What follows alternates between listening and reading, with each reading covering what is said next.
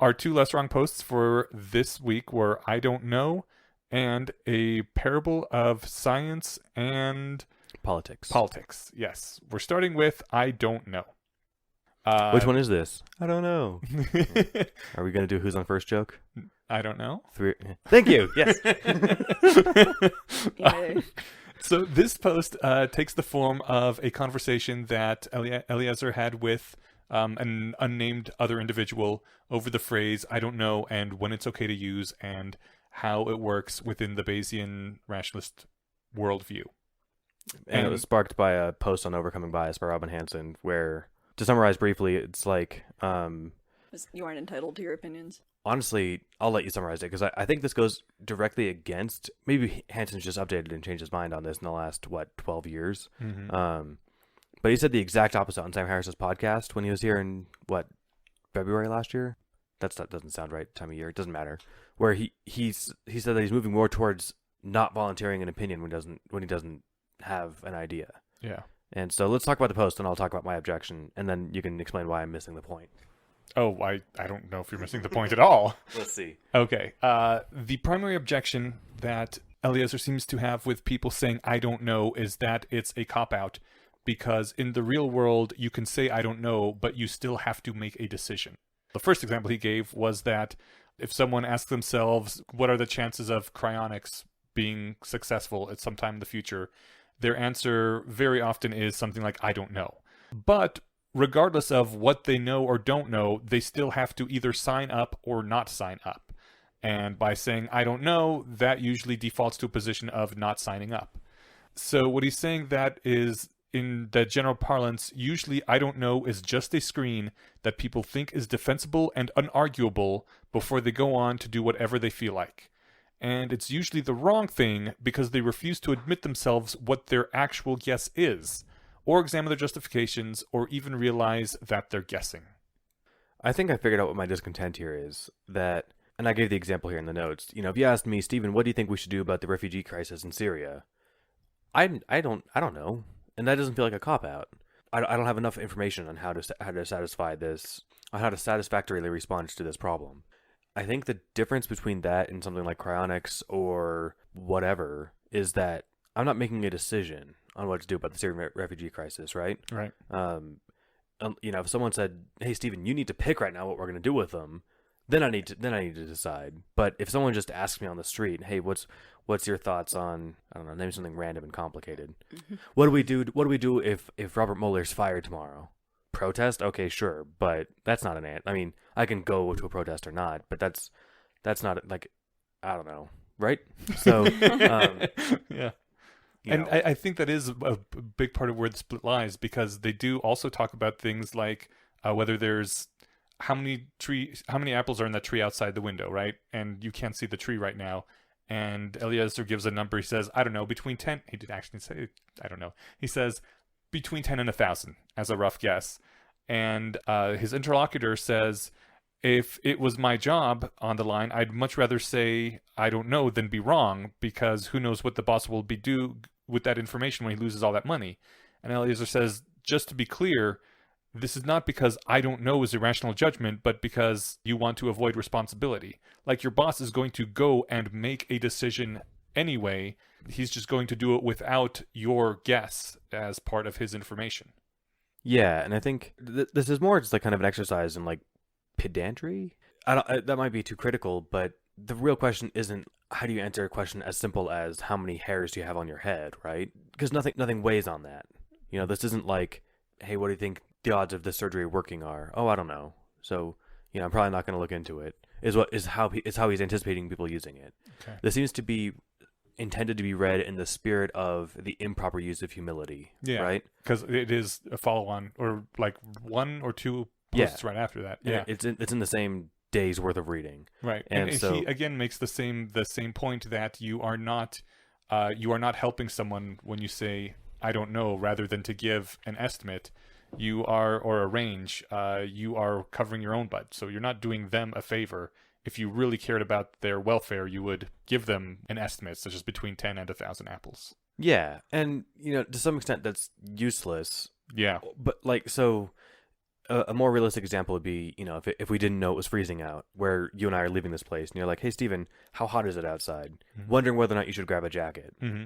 And if I didn't have a phone and I wasn't outside, and I can't see outside, my answer, I don't know, doesn't give you information on how to prepare to go outside, right? Right. Me telling you, well, somewhere between 0 Kelvin and 6,000 degrees Fahrenheit, 6,000 degrees Kelvin. That's not a helpful answer. No. But you can usually, I guess it depends on what your area of expertise is, but you could kind of look out the window. You could, go based on your priors of how cold has it been lately. Oh, welcome to Colorado. Well, Yeah.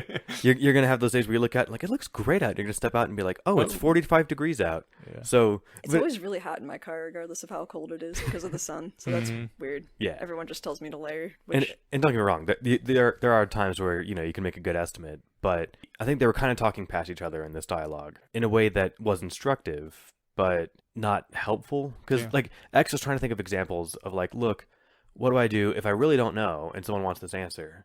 And me giving them a vague, pointless answer doesn't help. Right. And I think your thing with the degrees Kelvin between 0 and 6,000, right? It is my main objection to this argument that's being presented is that most people, as far as I can tell, use the term "I don't know" in a shorthand to mean within the normal bounds. Like if someone said how many apples are on the tree and you answered "I don't know," that's a shorthand for saying between 0 and 10,000, right? If somebody had some inkling that this might be a magic tree with 1,000,000 apples on it, then they wouldn't say, I don't know. Yeah, if you looked outside and you glanced at it, you would say, holy shit, a fucking ton. Or you'd say, basically none. Right, yeah. And so I don't know is somewhere right in the middle. Yeah, I don't know is within the bounds of a normal apple tree, but with maximum uncertainty therein. Right. I like that. And to qualify, my welcome to Colorado to Jess was, last time we were on for Productivity 1.0. Oh, we talked about how you moved to Colorado. Yeah. I was all altitude sick last episode. Oh, really yeah, incoherent. But I'm better now. So that's getting at that wasn't sarcastic. That was a kind of nudging. Welcome to the crazy weather we get here sometimes. I actually really like the weather here. Oh, good. The one thing I do want to say about the post that I thought was interesting is that it shows a divide between strict Bayesian thinking and thinking in the normal world, because thinking as a strict Bayesian, as if one was an AI, you would never say something like, I don't know. You would just spit out that maximum uncertainty number, right? Yeah. Well, you have access to it if you're a computer. Right. Your brain's still generating the same number. Which is what I think he was going towards. It's like a true Bayesian operator would do something like that, as opposed to just saying null value as my answer. Insufficient data for meaningful answer. Nice. That was one of the comments, right? I think it was, but it was also in that Asimov short story that I can't remember the name of. The Last Question. Yeah. And so, first of all, if you have a million years, think of a better way to fucking ask that question. That really bugged me the whole time I was reading that. Okay. He did make an interesting point that if you're there's some people who will think that saying I don't know is a license for them to make up their own ideas, which are just as valid. If someone were to ask, what was the state of existence before the Big Bang? And you say, literally, I do not know. As far as we know right now in science, we cannot know. There wasn't anything. It's just, and they say, aha, therefore God. I'm like, no, they're like, but you don't know. You just said you can't know. Therefore, there's a chance of God. And I don't know if that's legitimate. I literally ran into someone doing that though. to me a few months ago. No, and people were gonna do that anyway. I feel like if that shouldn't stop you from saying I don't know. If you don't know, then you call. If they start telling you their grand theory, you just call them out if they're wrong, or maybe they have information you don't, and then you're like, oh, okay, I hadn't thought of that. I don't, that seems like a bad reason to not say I don't know, because somebody else might have an idea. Someone's a douchebag. Well, they're gonna have an idea anyway, regardless of whether you say I don't know. Although this post does dive into ignorance priors, Yeah. where if you're talking with another rationalist who will know what you mean when you say I don't know to mean I've got nothing to update my ignorance priors, then somebody won't won't privilege a one hypothesis in the pool of all possibilities. If you're dialoguing with somebody who gets it, right? Yeah. And he defines ignorance priors for us quickly in this, which is handy, as a prior which distributes probability evenly across all possibilities and assigns only a very small amount to any individual possibility because there are so many. One final thing before we move on. Actually, you guys probably have final things too, but one final thing for me before we move on. He says in here, this quote, The meaning of the sounds that issue from your lips is whatever occurs in the mind of the listener. If they're going to misinterpret something, then you shouldn't say to them, no matter what the words mean inside your own head. Which I was... Eugenics, right? I what? Eugenics, right? Well, yeah, eugenics. But I was surprised to see that because one of the things that annoyed me about Rationalist Harry in HPMOR was that he would think he wasn't lying when he would say things that are technically true, but that he knows will be interpreted in the exact wrong way by his listener. I'm like, you have implanted a falsehood in your listener's brain. It doesn't matter if what you said is maybe technically literally true. You know they're going to misinterpret it. Well, he was intending to manipulate people, though. He was, I guess is dark arts. Yeah, but he was like Although it all was for proud a of good himself cause. about like how, I am not breaking any moral laws because I still didn't lie to them, you know? And I was like, you're totally lying, dude. That didn't seem consistent with the rest of his ethics. Well, Yeah. it did because he's turning somebody to the light, but his rationalizing it, saying I didn't technically lie, it doesn't matter if you technically lied or not. Right. You're painting someone's map in a way that you know is inaccurate. And I was kind of annoyed by that. And for some reason, even though I know much, much better, it still, to me, seemed like that was a position Eliezer was endorsing because sometimes I'm stupid too. And so, like, seeing him literally say the exact opposite right here, I was like, oh yeah, that was just a character in a book who was shown to be wrong many times in that book. I don't know why I impugned those motives onto Eliezer. I shouldn't have done that. Well, to be fair, Harry's so often a mouthpiece. Right. So, in his defense, at the top of the book, he says, "Don't trust everything that the main character says." As something that I would say, Yeah. and be distrustful of bad advice or of advice from darker characters. So he's basically saying is like, I don't endorse Quirrell's politics, but I think he had to say that. There are I'm sure he definitely did. People that Even if you endorse Quirrell's politics, you got to say that. It'd be one of Quirrell's first rules is don't agree with me, even if you agree with me. don't agree with me in public. Yeah. To jump back to my dumb example of like, Stephen, what do you do about the refugee crisis in Syria? Me saying probably don't walk them into a volcano that's not helpful, right? That's like saying it's not 0 Kelvin out, right? It might be helpful to a strictly Bayesian AI. It'd be like, aha, I will reduce my walk them into a volcano option by 100% now. Yeah, lower down all the things that you're going to do that will involve killing them. Yeah. So like, yeah, but if you're talking to like a person, Right. so which is so hard.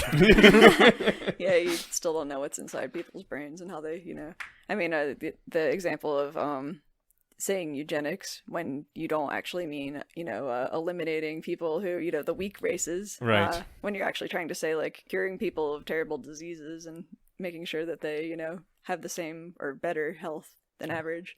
But if you use the word eugenics, people are automatically going to assume you're talking about the first thing. So maybe just don't use that word. And they'll try to use it for you anyway, though. Yeah. As soon as you're like, I want people to be healthier than normal, they're like, aha, eugenics, you want to kill the Jews. I didn't say healthier than the Jews. I meant healthier than all of us. In fact, I want the Jews to be the healthiest first, just so that we're not eugenics. And on that note, speaking of fables of science and politics. Okay, a fable of science and politics. I'll give a real brief summary of what this is. Yeah, I just want to point out this is the first little short story sequence post. There's a handful of these littered throughout over the next, And they're delightful. They Yeah. are. This one, yeah, it's fun. And it's alluded to in Methods of Rationality as well. Not alluded to, it's directly referenced. Dumbledore read this. So he starts out by telling us that in the time of Roman Empire, civic life was divided between the blue and green factions. The support of a faction became necessary to every candidate for civil or ecclesiastical honors. There were fights in the streets. People actually murdered each other for being on opposite sides of factions. And these factions were sports fans, the partisans of the blue and green chariot racing teams. So he starts the story by asking us to imagine a future society that flees into a vast underground network of caverns and seals the entrance. People forget what the sky looks like, but they have text saying that it is a cerulean color. But there is a disagreement as to whether this means a blue color or a green color, and their society splits into two factions arguing over what color the sky is. They have the same kind of thing as the ancient Romans did. Eventually, a peace is born of a growing sense of pointlessness. People think about how many people died, how little changed as a result of these arguments and violent conflicts. But there's still a blue and a green position on almost every contemporary issue of political or cultural importance.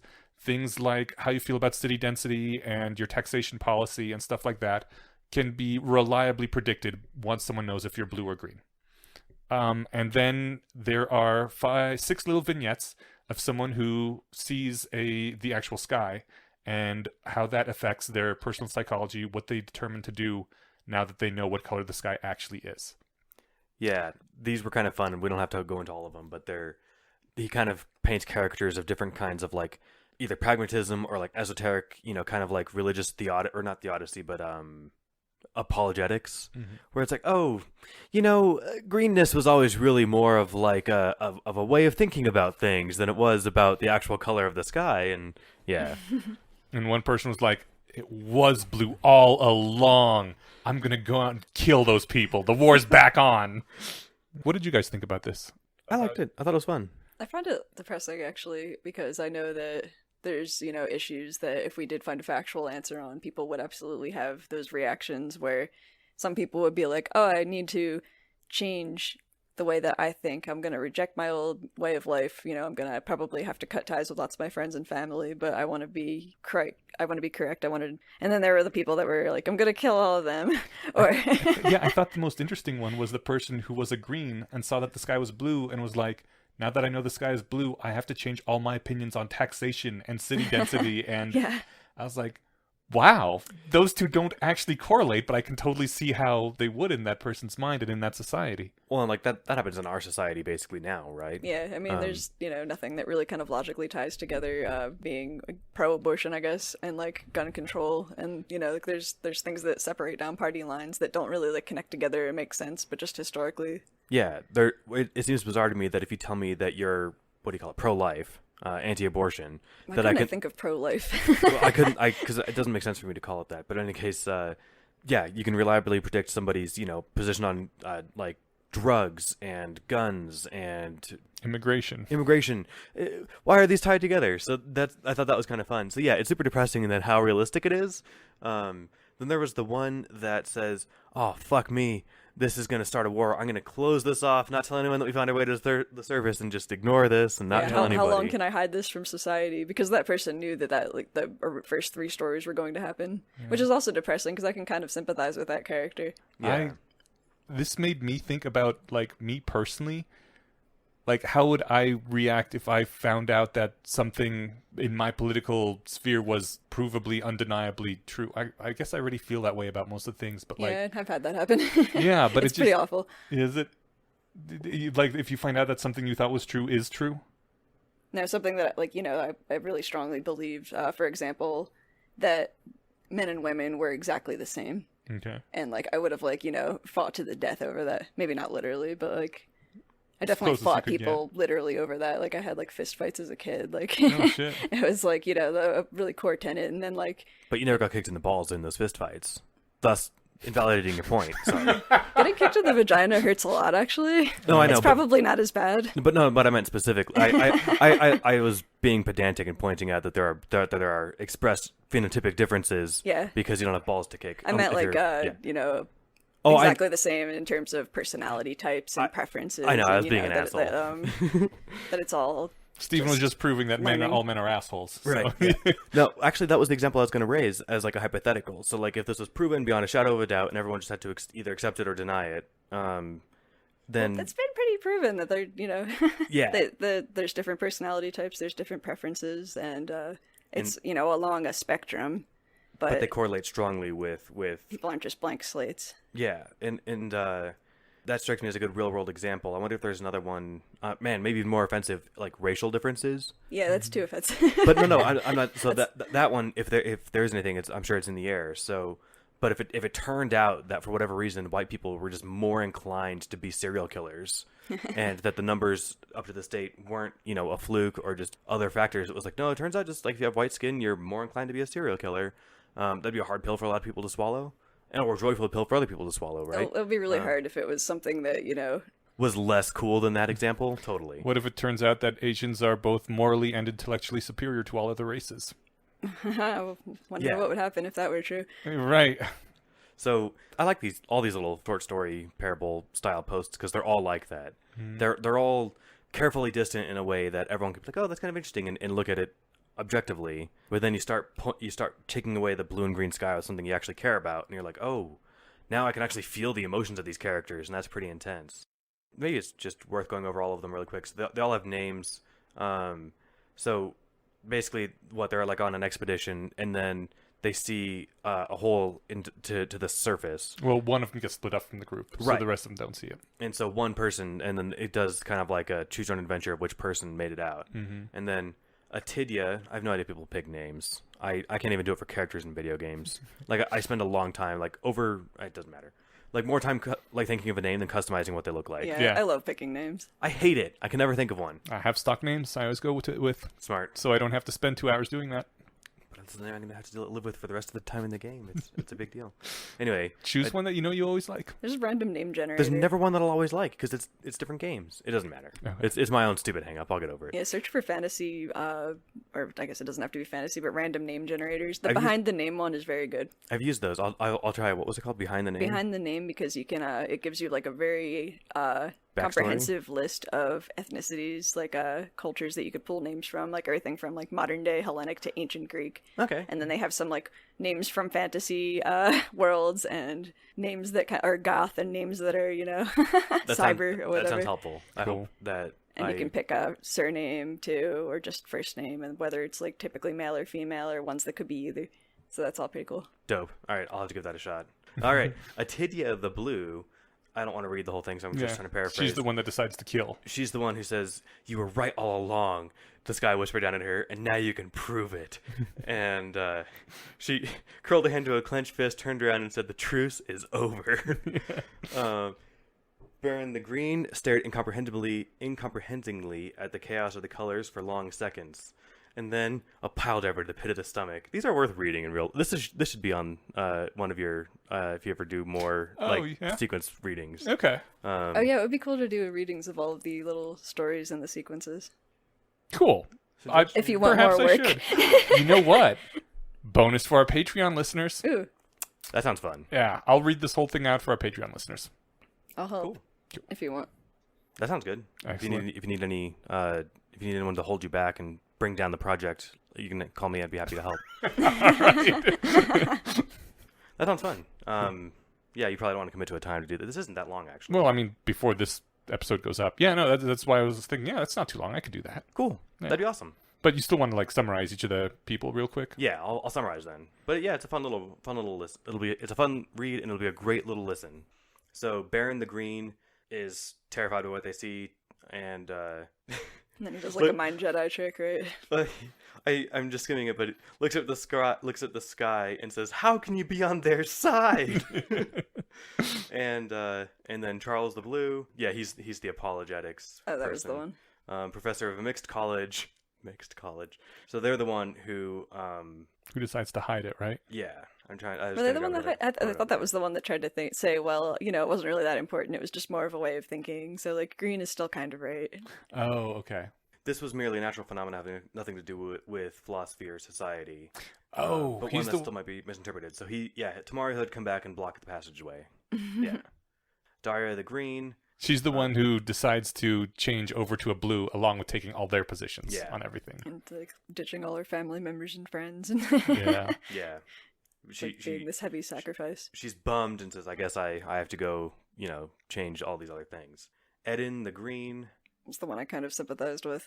He was the one who said that the whole war was stupid and pointless, and now I'm going to have to hide this from the world to make sure that the world doesn't tear itself apart over the realization. Yeah, and leaned against the cave mouth wearily, trying to think of a way to prevent this information from blowing up the world, and wondering if they didn't all deserve it. And then Ferris is the right answer. Notice no color on Ferris's description here. Yeah. Maybe they were unaffiliated, or they didn't hold it that way, right? Mm-hmm. Ferris gasped involuntarily, frozen by the sheer wonder and delight. Ferris's eyes darted hungrily about, fastening on each sight in turn before moving reluctantly to the next. The blue sky, the white clouds, the vast unknown outside, full of places and things, and people that no undergrounder had ever seen. Oh, so that's what color it is, Ferris said, and went exploring. And that's the appropriate scientific approach to coming across challenging new facts. Yeah, I don't know about that though, because Because the if you society did is still going to discover, implode. well, if you did discover that white people are more likely to be serial killers, then You're not going to go happily explore that. Yeah, I'm gonna go happily. That might be the kind of fact that you. I mean, you do want to explore it though. I guess, yeah, in the sense that, like, maybe it turns out that because white people eat more of whatever food, and if we cut that food out of their diets, they'll be less likely to be serial killers. Now, Yeah, this is a deliberately stretched example, but yeah, I was going to suggest that this might be the kind of thing you just don't publish and hide from the world, but you're right, the only way to do something about it, if there's anything to be done, is to learn more about it. I felt like that was the viewpoint that was missing here. The person that, I mean, because he picked the example of a sky color, it's not like you have to go change the sky color. That's just a fact that doesn't really matter. But except, to the extent that it changes other people's opinions on other things. But something like figuring out that, like, that these people are less intelligent. It's like, oh, we could just hide that because it's kind of offensive, or we could figure out how to genetically engineer people to all be the same level of intelligence or more. Like, you can't fix a problem by pretending it doesn't exist. So that's what really bothers me about it, about, like, the mindset of people that want to just, like, be willfully ignorant. Like, the truth is true. And I think the point that the intellectual dark web people, that term that Stephen hates because it's masturbatory, but one of the things that they say is that when all the good people refuse to talk about this and just hide it, and the only people that are willing to talk about it are the bad people that use this as an excuse for racism and hatred and other things, then if someone comes across a fact that is inconvenient and has been hidden for so long, the only people that are talking about this fact are those evil people, and they'll be like, the evil people must be right, because if the facts are on their side, they must be right. So discussing certain facts and the interpretation of them that is not evil is also very important, so that you don't let the evil people dominate the conversation and have the weight of being correct on their side. Yeah, and don't get me wrong, I admire aspects of the project, like that motivation. Mm-hmm. I'm not convinced that every player in this game is doing it for those ambitions. Right. But it's a compelling argument, yeah, at least. No, and it's a valuable one, too. You're right. I think about this. I had this... I don't think I could dig it up. In fact, they were taken down because they were copyright infringements. Maybe I can find them. They were these 10-minute cuts from Carl Sagan's audiobooks, usually put to music or something with, cool strategic breaks in the conversation and stuff. And one of them was talking about dragging the elderly Galileo through the torture chamber underneath the church, showing him all the cool things we can do to you if you don't shut the fuck up. He paints this picture of walking this elderly man through the torture chamber, and he's saying, why would the church do this? If they're right, they don't need to. Can truth not defend itself from truth? Mm-hmm. And that line, if I were to ever get something, tattooed on me, it might be something like, if I were to get a quote tattooed on me, it might be that if you're hiding facts or you're lying, you're on the wrong side. Mm-hmm. If you're right, the truth is on your side. And some truths can be pretty ugly. That sucks. So it's worth handling them with care, but I don't agree that you should cover it up either. Yeah, handle with care is different. Cause more harm that way. The example of, like, the nuclear bomb might be a strategically released truth. The prospects of good from that are too good to not to try and kill everyone who might independently discover nuclear energy. But yeah, certainly you don't just publish it on Wikipedia or something, right? So relating back to, like, why that perspective doesn't exist in this is because it was chosen to be a physical fact of nature that was super easy to observe, and there was, like, no discussion once people saw it, right? And it was one that it's slipping away. What was your discontent that there wasn't a position that Well, it was because that it's not an ugly truth knowing whether the sky is green or blue. Oh, right. Well, except for it is for some of them, but it's not for us. Yeah, right. Like the actual fact of the sky being blue or green isn't going to hurt anyone, except, like, only to the extent that other people's, other beliefs are tied to it. Yeah. And I think it was a carefully distant example for that reason. If he had used the example of racial intelligence or something, people would have branded him as, a eugenicist or supremacist or something, right? So, yeah. Anyway, these ones are fun. The parable ones. Man, we got heavy. Well, yeah, no, I actually, like, my response to these was that these were pretty depressing. I think they're cool and important, but, like, They're When I said the depressing- stories are delightful, I don't mean that they're all like really positive and happy. Yeah, and these are depressing specifically because of what they point out about human society. Yeah, and not even just society, but our minds. Yeah. And it sucks that we're built this way. And yeah, it's not a happy note. And Ferris's thing is more of like a relief. And you're more just glad that you read that one last. Mhm. Not because this is the way it turned out. It could have gone any of the other ways. But because his is the most joyous. yeah. Kind of a historical rationalist point. I think when these sequences were written, they tried to make a norm that people use the words blue and green to talk about politics, Yeah. as opposed to bringing up real world examples. Yeah. Eliezer would say politics is the mind killer. I think he was the one that kind of popularized that. But, Yes, that is the name of one of his posts that's coming up pretty soon. Yeah. And then after kind of there was the rationalist diaspora away from less wrong, people stopped using that norm. Yeah. And the world didn't explode, but there's probably more political conflict than there was. There's slightly less joy and slightly more acrimony. I find it to be pretty good, though. For example, on Slate Star Codex, it's so much nicer reading the comment section than anywhere else on the internet. The weakness of trying to use blues and greens to discuss like today's politics is that the second you name a belief, again, why is your position on global warming a political belief? And yet it is, right? So if you told me, oh yeah, Stephen, I accept the science behind global warming, I can pretty much guess who you voted for. And I think the strength of using blue and green instead of anything that's done in the real world is because these sequences aren't about trying to do any sort of actual debugging of the world. It's about just looking into the mechanisms of the brain and how to correct for those and fix those without getting wrapped up in all the other crap. It's like, before you worry about who to punch, first figure out how to form a fist and swing it correctly. Afterwards, you can decide whether you want to punch Nazis or SJWs or whatever. This course is just about how to train your body. And for that, you have to distance yourself from those things that'll hijack the conversation. So I think it was a very good idea for Less Wrong. I like it there. I guess I meant as far as discussing real world stuff, but as you correctly pointed out, that's not the point. Yeah. The point is get your mind in shape so that you're prepared to actually tackle problems. And you're not going to do that by breaking your hand against a test, and as I butcher this analogy by carrying it too far, by breaking your hand against a test dummy when you weren't ready. So don't try and attack politics first. If you have to talk about politics, use a different thing, right? So yeah. Yeah, or even just don't derail your discussion that's not about the Libertarian Party. Do you think we derailed the thing by going into actual real world stuff? Absolutely. Should I edit it out? Oh, you mean, did we do that? Yeah, just now. Should I edit it out? No, I thought that was valuable. Okay. It was only for a minute. Like we talked about how beliefs are. That relates to. Now I feel like I tainted the post by letting real world stuff get into it. Real world's happening. I know. Well, it also brought up the norm, so. Yeah. Anyway, so the real world's already here, guys. Let's go be bummed. No, fuck that. I don't know. I am all done talking about this post, but you guys probably have something else. No, that was it for me. For our next episode, we are going to be reading the Less Wrong sequence posts. Some claims are just too extraordinary, and Outside the Laboratory. And there will be links to both